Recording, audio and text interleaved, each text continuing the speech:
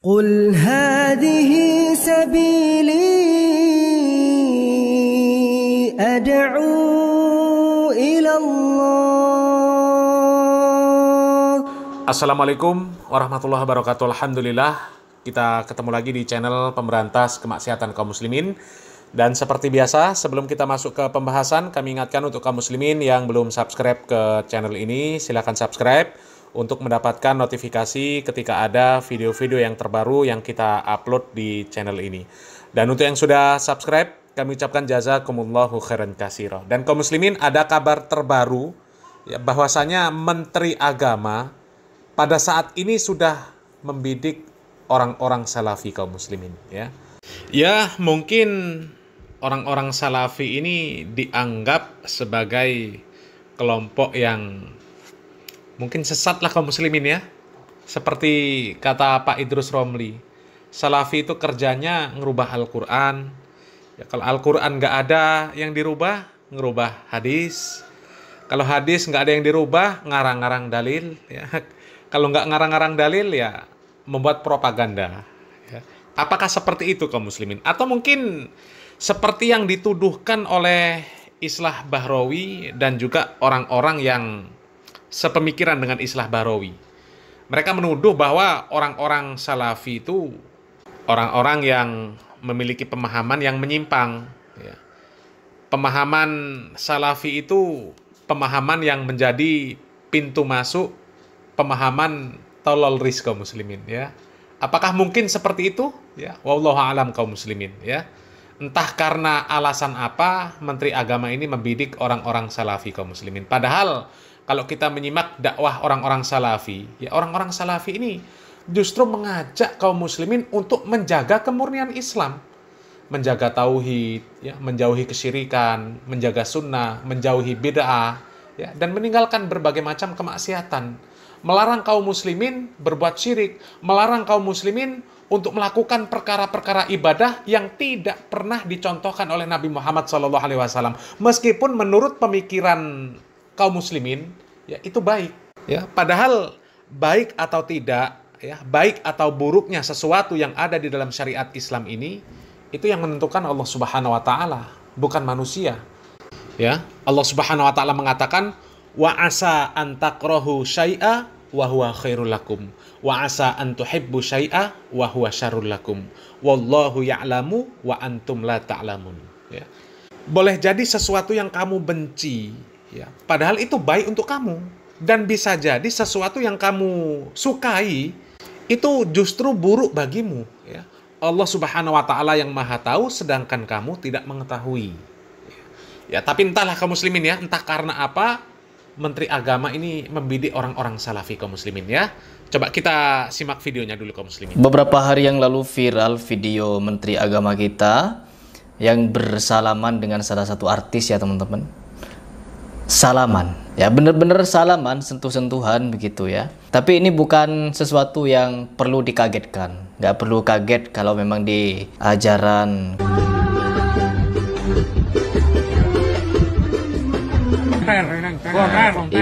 ini parah.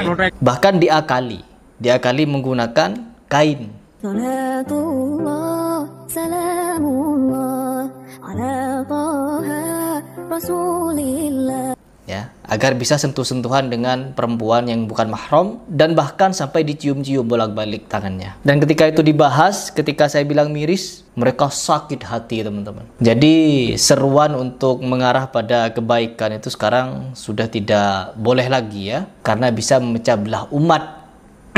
Narasinya begitu. Nah kaum muslimin, kalau kita menyimak ya pemaparan dari Heri Pras ini kaum muslimin ya, sebenarnya bukan tidak boleh lagi menyampaikan kebaikan, menyampaikan kebenaran, ya, bukan tidak boleh lagi.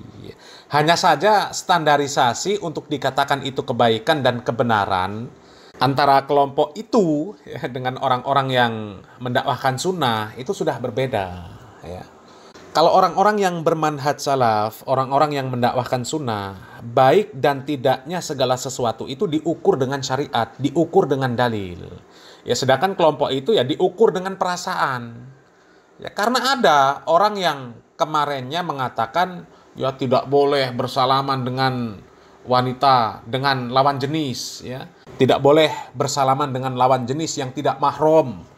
Karena Nabi Muhammad SAW di dalam hadis mengatakan, li ayyut'ana fi ra'si ahadikum bima khitim min hadid khairul lahu min ayyamassam ra'atan la tahillullah. Sesungguhnya seandainya kepala seseorang dari kalian ditusuk dengan jarum yang terbuat dari besi, itu lebih baik baginya daripada menyentuh wanita yang tidak halal baginya. Ya. Akan tetapi besoknya beredar video dia bersalam-salaman dengan perempuan-perempuan ketika kampanye kaum muslimin, ya.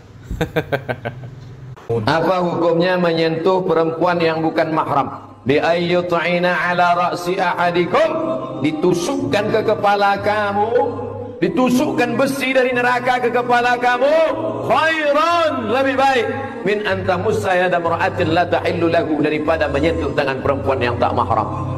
Jadi kalau ada perempuan udah ngulurkan tangannya, Pak Ustaz, saya sebetulnya nggak mau, daripada dibiarkan kan mubazir.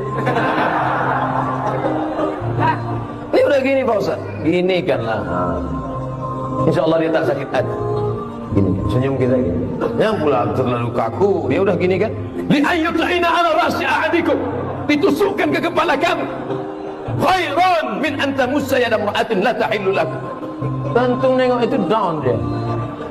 Jadi sesuaikan juga. Mungkin bagi mereka ya itu baik karena menjaga perasaan. Ya mungkin kalau nggak dilayani, ya ajakan salaman dari wanita-wanita itu nanti menyinggung perasaannya. Kalau menyinggung perasaan mereka sakit, ya, hati mereka sakit, ya mereka nggak mau ikut dakwahnya. Ya mungkin seperti itu kaum muslimin, ya. Coba kita lanjut videonya kaum muslimin. Jadi ketika saya mulai membahas seperti itu, ya orang-orang yang melakukan hal seperti itu ya tersinggung teman-teman. Menteri Agama kita mulai resah katanya dengan perkembangan dakwah salafi yang disebut-sebut Wahabi itu. Mulai resah ya. Dan diusung beberapa narasi yang seolah-olah orang-orang salafi itu ya negatif terus. Ya kalau tidak ada orang yang membahas seperti ini, ya tidak pantas untuk dibela berarti. Tapi di sini saya ingin melihat bagaimana tanggapan kalian dengan satu postingan yang ingin saya perlihatkan kepada kalian tentang keresahan Menteri Agama kita dengan salafi. Dan kita simak seperti apa fitnahan-fitnahannya. Perhatikan teman-teman. Di sini Menteri Agama mulai resah dengan kelompok Wahabi. Ngertidalil.com.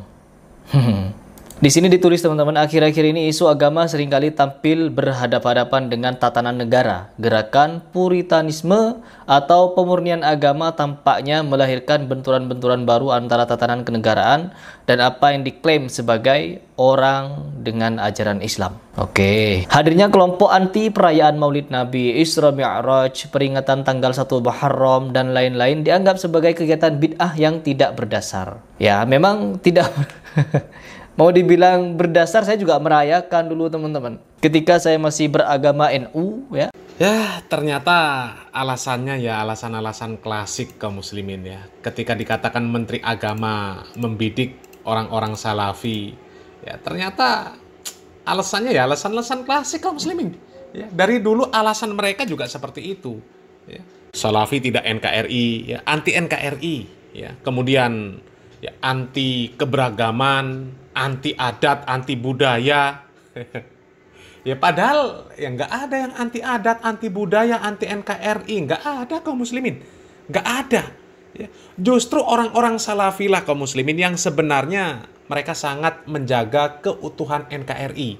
Ya ketika ada orang yang merongrong NKRI, berusaha untuk mendemonstrasi pemerintah, ya apa pandangan orang-orang salafi? Ya tentu pandangan mereka menurut Al-Quran dan Sunnah. Mendemo pemerintah yang sah itu nggak boleh, apalagi pemerintahnya muslim.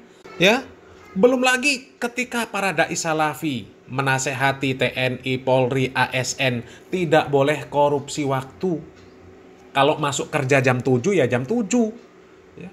Pulang jam 4 ya pulangnya jam 4. Tidak boleh kita melakukan aktivitas di luar ketentuan, ya apalagi untuk menambah bisnis di dalam jam kerja. Itu sudah khianat namanya. Ya, sudah korupsi waktu. Ya. Coba. Yang seperti itu saja disampaikan oleh para asatidz salafi. Itulah syariat Islam. Nggak boleh korupsi waktu saja, nggak boleh. Apalagi ya orang-orang yang sudah korupsi 271 triliun, ya ratusan miliar dan sebagainya, ya tentu lebih dilarang lagi. Jadi kalau berbicara masalah NKRI-NKRI-an, ya orang-orang Salafi justru lebih mengajarkan NKRI daripada orang-orang yang yang orang-orang yang itu kaum muslimin, ya. Coba ya, program pemerintah memberantas korupsi, memberantas ya udut, ya. Orang-orang Salafi yang paling terdepan mendukung program pemerintah itu kaum muslimin, ya. Tapi kalau sekedar masalah-masalah ibadah-ibadah yang bid'ah, ya, itu sudah masalah klasik lah kaum muslimin, ya. Makanya ya tadi Heri Pras mengatakan waktu dia masih di agama NU. Memang ada tokoh NU yang menyatakan ya ormas NU itu sudah agama, ya. Jadi dulu agamanya NU Heri Pras ini kaum muslimin, ya. Ya. Kalau masalah ibadah kaum muslimin, ya. Kalau mau dikatakan perayaan Maulid itu sunnahnya siapa? Oh, nggak pernah diajarkan Nabi, nggak pernah diamalkan Nabi, nggak pernah diajarkan para sahabat, para tabiin, atba'ut tabiin, nggak pernah. Ya, mau disebut sunnahnya siapa? Ya, apalagi perkara-perkara yang banyak sekali perkara-perkara bid'ah, ya, yang tahlilan, yang yasinan, ya, perayaan Maulid, perayaan Isra Mi'raj kaum muslimin, ya. Itu kan hanya sekedar seremonial saja. Ya. Coba lihat berapa banyak orang yang rajin yasinan, rajin tahlilan, rajin ikut perayaan Maulid, rajin ikut perayaan Isra Mi'raj tapi nggak sholat. Ya. Coba, ya. Bahkan bukan cuma nggak sholat, baca Al-Quran saja banyak yang ya, dari dulu sampai sekarang sudah berpuluh-puluh tahun merayakan perayaan Isra Mi'raj, ikut acara yasinan, tahlilan, ya, Maulid Nabi, tapi tetap nggak bisa baca Al-Quran. Banyak kaum muslimin, ya, coba. Ya. Dan perayaan-perayaan seperti itu kaum muslimin, ya, kebanyakan orang itu cuma ngarep berkatnya saja, seneng makan-makannya saja, seneng rame-rame, seneng makan-makan, ya. Ya coba sajalah acara tahlilan, ya, nggak dikasih makan, nggak dikasih minum, ya, nggak bakal ada yang datang kaum muslimin. Apalagi acara tahlilan itu kaum muslimin, ya.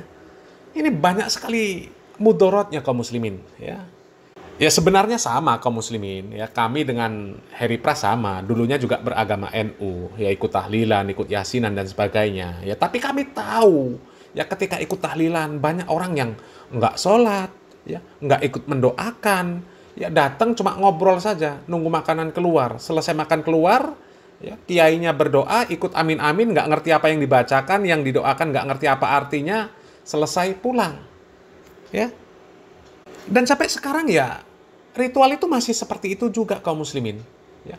Banyak yang ahli musibah, ya, malah nggak mendoakan anggota keluarganya yang meninggal dunia, ya. Ketika ada acara tahlilan di rumahnya, mungkin bapaknya yang meninggal, ya, anaknya kadang nggak ikut membaca Al-Quran, nggak ikut mendoakan, malah sibuk ngobrol, ya. Kesehariannya juga nggak sholat, ya. Kesehariannya nggak sholat, bagaimana mau mendoakan orang tuanya? Coba. Dan kalau berharap tetangga yang mendoakan, tetangga itu mendoakan mungkin ya ketika acara itu saja, selepas itu mereka lupa kaum muslimin, mereka lupa, ya. Sudahlah, jujur-jujuran kaum muslimin, ya. Jarang orang yang mendoakan tetangganya yang sudah meninggal dunia, jarang, ya. Yang ada itu anak yang selalu mendoakan orang tua, itu anak selalu mendoakan orang tua. Kalau mengandalkan tetangga, jauh kaum muslimin, jauh, ya. Orang kita saja mendoakan mbah-mbah kita itu belum tentu, ya, apalagi mendoakan tetangga, ya. Jadi ya seperti itulah kaum muslimin, ya. Ya, seperti itu, ya. Sudah berlalu berpuluh-puluh tahun, mungkin beratus-ratus tahun seperti itu kaum muslimin, ya.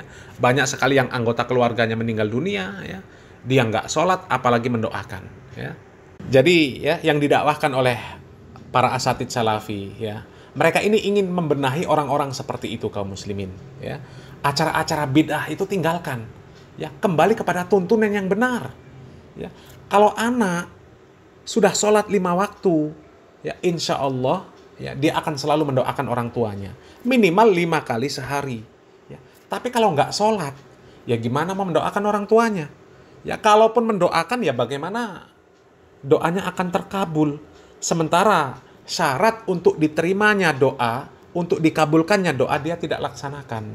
Ya, kan seperti itu kaum muslimin. Ya, ya sangat lucu lah kaum muslimin kalau sampai ya, orang-orang salafi itu dibidik, ya mungkin ingin dibubarkan dan sebagainya, ya ingin dibungkam dakwahnya hanya karena alasan-alasan yang seperti itu kaum muslimin. Ya, padahal ya justru orang-orang salafi inilah yang mengajak kaum muslimin untuk benar-benar menjalankan syariat Islam yang sesuai dengan tuntunan Al-Quran dan Sunnah, sesuai dengan pemahaman para salafus soleh kaum muslimin. Ya, ya tapi nggak heranlah kaum muslimin ya kalau banyak yang memusuhi. Ya, Nabi Muhammad SAW saja banyak yang memusuhi. Ya, kita hanya berdoa saja kaum muslimin, semoga orang-orang yang memiliki niat-niat buruk terhadap dakwah sunnah ini, ya mudah-mudahan Allah Subhanahu Wa Taala memberikan taufik dan hidayah kepada mereka kaum muslimin. Ya, semoga bermanfaat. Barakallahu fikum. Wassalamualaikum warahmatullahi wabarakatuh.